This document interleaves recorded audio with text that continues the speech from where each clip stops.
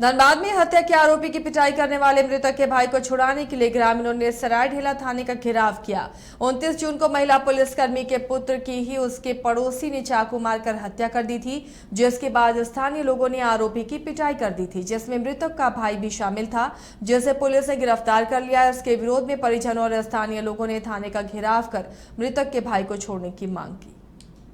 हत्या जो हुई है उसमें आरोपी को गिरफ्तार कर लिया गया है और जो युवक है जिसे परिवार जिस शख्स को हिरासत में लेकर के रखने की बात कर रहे हैं और उसी को लेकर थाने का घेराव किया है, उस मामले में उन्होंने स्वीकार नहीं किया है कि उसे हिरासत में लिया गया है। बहरहाल परिवार वाले यहीं पर हैं और जो परिजन हैं वो अभी भी डटे हुए हैं। उनका कहना है कि जब तक उस शख्स को मुखाग्नि के लिए नहीं छोड़ा जाता है तब तक वो इसी तरह यहाँ पर बने रहेंगे।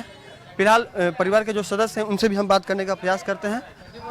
ये बताइए कि प्रभारी का कहना है कि हिरासत में नहीं लिया गया उस लड़के को, क्या कहेंगे?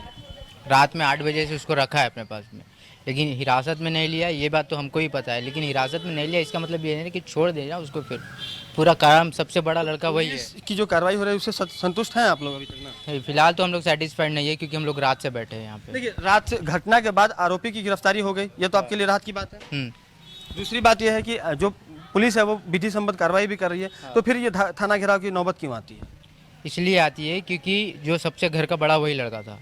जब घर का बड़ा लड़का, एक माँ से पूछिए कि उसको कैसा लग रहा होगा, उसका एक बेटा मर गया और एक बेटा अंदर है। हाँ, जो जिंदा है उसके पास ज़्यादा रहेगा ना जी। हाँ, वहाँ देखिए, वहाँ जाके कब तक आप लोग यहाँ बैठेंगे? अभी जब तक आएगा नहीं लड़का तब तक हम लोग यहाँ बैठेंगे। तो हम लोग यही मांग है कि मेरा बड़ा भाई को छोड़ दिया जाए, आगे दे के फिर यहाँ अरेस्ट कर लिया जाए, बस इतना ही मांग है। और जो मारा है वो हॉस्पिटल में बढ़िया इलाज चल रहा है उसका। और जो मर गया है उसको तो यहाँ हॉस्पिटल में छुआ ही नहीं है, और सांस का दिक्कत था, उसको ऑक्सीजन नहीं दिया है और उसका जान चल गया। हम लोग सामने, हम लोग तो अंदर जाने ही नहीं दिया है।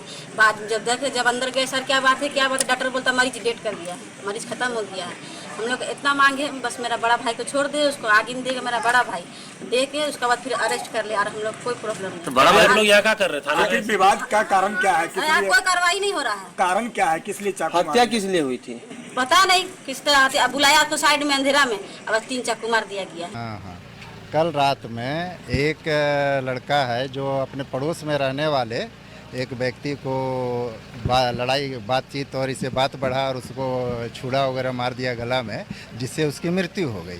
और जो मारा है वो हमारे गिरफ्तारी में है। अच्छा सर, ये लोग जो बैठे हुए हैं क्या मांग कर रहे हैं? क्या मांग? इन लोगों का मांग है कि कार्रवाई जल्द से जल्द हो।